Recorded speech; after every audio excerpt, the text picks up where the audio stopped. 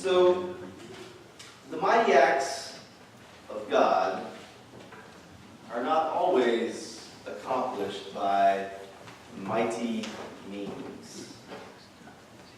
Last week, if you'll remember, when we were talking about Solomon, the wisdom of Solomon hinged upon a no-name prostitute, the compassion of a no-name slave. This week, we're talking about the mighty acts of God. The miracle hinges upon the words and the actions, again, of a no-name slave. A no-name slave girl. And this isn't really odd for Scripture. This happens quite a bit in Scripture. Not necessarily no-name slave folk, but people who seem to be insignificant do incredible things for God. If y'all remember, a couple weeks ago we talked about David and Bathsheba, right? King David and Bathsheba. So, I'm trying to think of the best way to explain this, my act of cowardice. So, each week at PCC we have chapel. And each week in chapel with the 2 to 5 year olds, we try to follow along with what we are talking about on Sundays in chapel with 2 to 5 year olds on Wednesdays. So the text was David and Bathsheba. We could have talked about adultery and murder, but instead we talked about David and Goliath. It just seemed like it made a lot more sense to me. It's much easier to talk about. It's much easier to talk about the little shepherd boy who with his slingshot is able to defeat the giant, the mighty warrior of whom the entire Israelite army is afraid. If you go back in the story a little bit further, you'll remember, maybe from some weeks before that, we were talking about people living in the land of Egypt, and there were two midwives named Shiphrah and Puah. Do y'all remember talking about them? So Shiphrah and Puah were the Hebrew midwives in Egypt. And when Pharaoh was feeling threatened by the Israelites, he made a command, a decree, that all Hebrew babies would be killed if they were boys. It was the job of the midwives to make sure that this happened.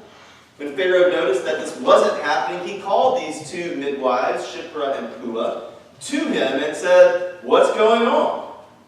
And they lied to Pharaoh. And they said, "Well, these Egyptian women, they're not strong like the Israelite women. By the time we get to the Israelite women, they've already given birth, and we have no chance to kill those baby boys." The powerless midwives in that moment were more powerful than Pharaoh. It's kind of like a fable. There's a fable of Aesop's that is somewhere along these lines. It's a story about a mouse and a lion. The mighty king of the jungle, whom everyone notices, and the little mouse, whom no one notices. One day the little mouse, whom no one notices, is walking through the jungle. At the same time, the king of the jungle, the lion, is taking a nap. So the mouse, unbeknownst to himself, stumbles upon the lion. And even though the lion is asleep, the mouse is startled and frightened and shrieks and runs to turn away. But when the startled mouse shrieks, it wakes up the lion, who sees the mouse and is angry for being woken up from his nap, and slaps his paw down on the mouse, trapping it. And I don't know about y'all, but when I wake up from a nap, I'm kind of hungry. So was the lion. And the lion decides to eat the mouse. And the mouse says, "Oh, please, great, powerful king, don't eat me. Perhaps if you spare my life, maybe one day I'll be able to save your life." And this struck the lion as incredibly funny. How could this little bitty mouse ever hope to return such a favor as saving his powerful life? But it struck him as so funny, he laughed so hard, he looked at the mouse and said, "I haven't laughed that hard in ages. Sure, go ahead, be free." So time goes by. One day, the lion, like lions do, was stalking its prey when it stumbled upon a trap, a hunter's trap, and was caught up into a net. And when the lion struggled to try to get free and couldn't get free, it let out a mighty roar. The whole jungle heard the roar, even the little mouse. But only the little mouse turned and ran towards the roar. when he got there, he saw that the lion was trapped in a net, and immediately the mouse began to gnaw on the ropes, and the net fell, the lion was let free, and the mouse had saved the lion's life. And I've heard that they're still friends to this day. Mighty things are not always accomplished by mighty acts. So, last week we were talking about Solomon, King Solomon. This week we are talking about two guys whose names are Naaman and Elisha, or Elisha. So I say Elisha instead of Elisha to be able to differentiate between Elisha and Elijah. Got it? So both ways are perfectly acceptable. Just when I'm saying Elisha, I'm not talking about the woman down the street. I'm talking about the prophet that came after Elijah. Got it? Let's make sure we're all on the same page. So again, last week we were talking about King Solomon, but this week, the only names we know are those of Naaman and Elisha. We don't know the name of the king of Israel. At least, it's not mentioned in this text, anyway. What we do know are just that we have this guy, Naaman, and this prophet, Elisha. Now, Naaman, we are told, is the commander of the army of the king of Aram. Now, recently, the king of Aram's army, commanded by Naaman, has defeated Israel in battle. And Naaman is a powerful general, a warrior, strong, heroic, full of valor. But he has leprosy. Now, leprosy is a skin disease. It is much more particular nowadays than back then. Back then, pretty much any amalgamation of skin diseases was considered leprosy. But the important thing to know about leprosy was that there was no cure at that time. This mighty, powerful man was going to slowly, basically, rot and die from this disease. Well, he has a slave girl, no name that we know of, an Israelite slave girl. So probably someone that he had captured in a raid. I mean, it was a very violent time in the life of Israel. Because when we talked about Solomon last week, when it was still a united kingdom, it's been about 80 years since then. And in that time, the kingdom of Israel split into two parts, what we call Israel in the north and Judah in the south. And in that 80 years, there have been about 8 kings of Israel. So that tells you how it was not a very settled time in the life of Israel. So again, lots of battles, lots of warfare, lots of raids, lots of violence. And so this slave girl is a product of that. Supposedly she's been captured by Naaman. And when she finds out that her master has leprosy, she says to her master's wife, "If only my master could go to the prophet in Samaria, the prophet could cure him of his leprosy." Now, when she says Samaria, that's just a part of Israel at this time. Later on in the New Testament, when we talk about Samaria and Samaritans, there's a differentiation between Israel and Samaria. At this time, Samaria is just a part of the region of Israel in the north. So, the wife of Naaman hears that there's a possibility that he might be cured because there's no known cure at this time. And she gives word to her husband about what the slave girl has said. And then he then goes to his king, the king of Aram, and tells him what he has heard. And so the king of Aram then sends a letter with Naaman and lots of riches to the king of Israel, saying, "Here is my servant Naaman, cure him of leprosy." Now remember, Naaman is the commander of the army that has just defeated Israel in battle. And the king thinks that this message is a ploy or a trap or a ruse or something to try to engage Israel in battle once again. And so he panics. We're told he rends his clothes and says, "Who am I to be able to cure this man? Who does he think I am? Is he trying to entice me into a fight?" Well, Elisha, the prophet, hears about all this and says, "Don't worry about it. Just send him my way." So Naaman goes to Elisha's house. But when he gets there with his huge entourage, his wagons of wealth, 12, the prophet doesn't even deign to come out and see Naaman. The prophet just sends word to Naaman, go and wash in the Jordan River 7 times. You'll be fine. So Naaman is probably a little upset. He is not accustomed to being snubbed like this. Think about it. He's a general. He's a general with an entourage of wealth behind him. He has just stood before the king of Israel and made the king of Israel have a panic attack. He is accustomed to some sort of importance and grandeur, but Elisha doesn't even go out to speak to him. So he is mad. And then on top of this, he's mad about what he's told he has to do. So I have never been to the Holy Land. I have never seen the Jordan River. But I have heard that at times it is barely more than a creek. And that it's also kind of muddy and dirty. And so Naaman, the mighty warrior, thinks there are mighty rivers back home. Surely those would have done the job better than this pathetic little trickle of water. And so he storms off in a rage. And that is Naaman the general and Elisha the prophet.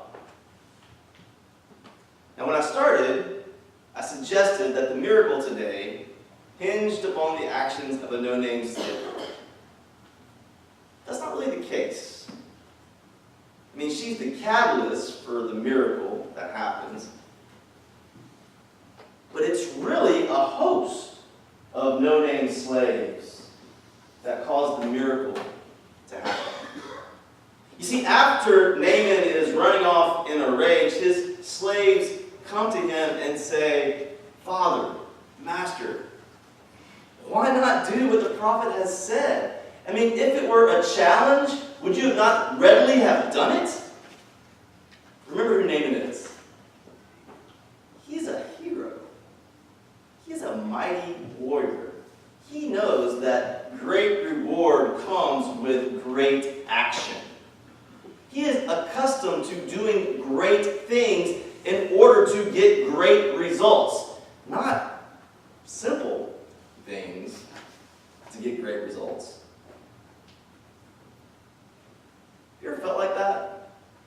That you would much rather do something difficult to accomplish something great than to just have something easily given to you?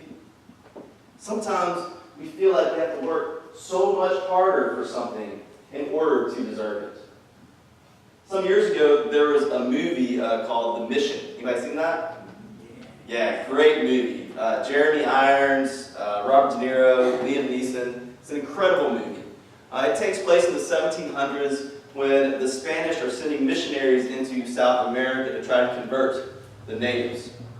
Robert De Niro's character is a soldier and a slave trader, and in the very beginning of the movie kills his brother in a duel. And he essentially spends the majority of the movie trying to atone for this horrible thing that he has done.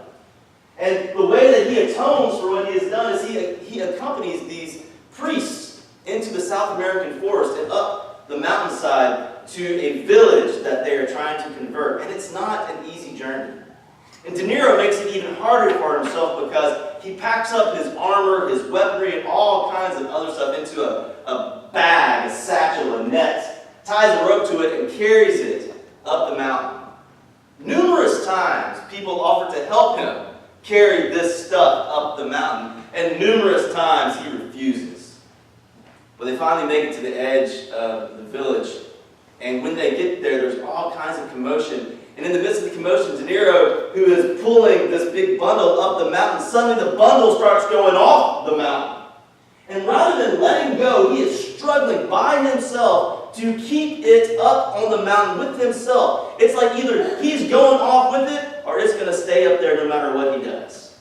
Well, while all of this is going on, one of the villagers comes running out, shouting in a language he can't understand, waving a knife. So now there's another threat of death, and the villager comes and just slices off the rope and lets the bundle go free. Sometimes we make things so much harder than they need to be. if it had been a challenging task the prophet had asked of you, would you not have done it? And so Naaman, listening to his no-name slaves, washes 7 times in the Jordan River, is cured of leprosy, and what's even more miraculous is that he proclaims the God of Israel to be the true God of the world. Naaman's miracle here started with a no-name slave girl, went through a king, another king, a prophet, some no-name slaves, and then finally he is cured and proclaims God to be God. Finally, Naaman was willing to swallow his pride in order to be cured. And it took him a long time to do that. Because if you remember, the slave girl said there's a prophet in Samaria who can cure you. But Naaman doesn't go to the prophet. Naaman goes to the king. So he kind of heard the message, but he wasn't really listening. And then when the prophet tells him what he has to do, it's not good enough for him. Finally, thankfully, he was willing to listen to his slaves and do a really miraculous thing. Change his mind. Isn't that a novel concept? Listen to people who disagree with us and change our mind. Anybody done that today? I bet not. Doesn't seem to happen very often. Think about who Naaman was. A very powerful man, arguably the most powerful man in that area of the world. He is surely not accustomed to underlings questioning his decisions. Surely not accustomed to underlings disagreeing with him. And yet he listened to them. And he changed his mind. You know, one of the reasons I have mixed feelings about social media is because it is full of people who don't want to change their minds. It is full of people who are convinced that they are right and they don't want to listen to anyone who is willing to challenge them. And I'll admit that sometimes I'm that person too. Thank goodness Naaman was willing to be challenged. Thank goodness Naaman was willing to listen. Thank goodness Naaman was willing to hear from people he thought less than him, because if he was not, he may have never heard the word of God. The real miracle here is that Naaman was willing to listen to people who disagreed with him and was willing to be open to God's voice in all of that. And that is a message that I need to hear, I know for myself, many, many times over. Because if we don't listen to others, if we are not willing to be challenged by others, if we're not willing to listen to people who disagree with us, how can we ever hear the voice of God? Amen.